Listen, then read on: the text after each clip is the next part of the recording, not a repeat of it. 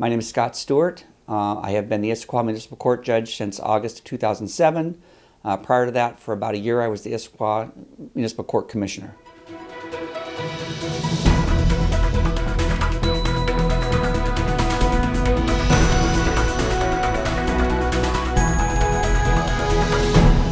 A lot of folks think the municipal court, it's just about traffic, that it's traffic tickets and such. We do that, but mostly it's a court that handles misdemeanors and gross misdemeanors and all stages of proceedings, anywhere from the first court date, which was called an arraignment, all the way up through trial. But it's primarily working with people. I think most of us at this court level recognize that we're catching folks in the criminal justice system that hopefully we can divert into law-abiding behavior, and in the more modern sense, we're even looking at finding ways to get people the resources that they need so they're no longer part of the criminal justice system.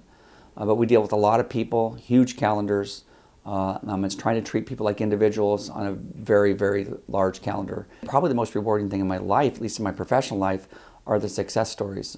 We had a gentleman today that had a pretty lengthy history of criminal law violations, and through the criminal justice system it's picked up that he has some mental health issues and substance abuse issues.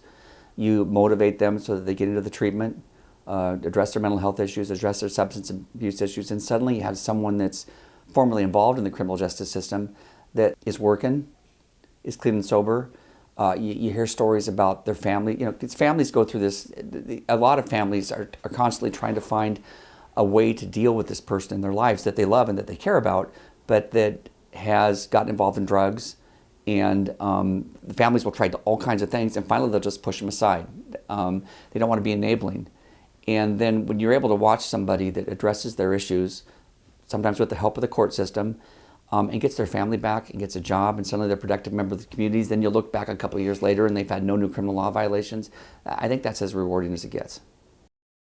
Oftentimes I will get asked what I do. I deal with people who are at traumatic or difficult times in their lives.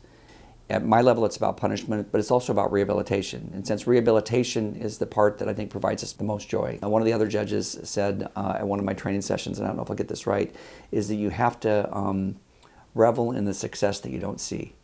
And I think that that's true, that the folks that we don't see anymore are the success stories. So I think I tell them I'm in the business of changing people's lives, or at least playing a small role.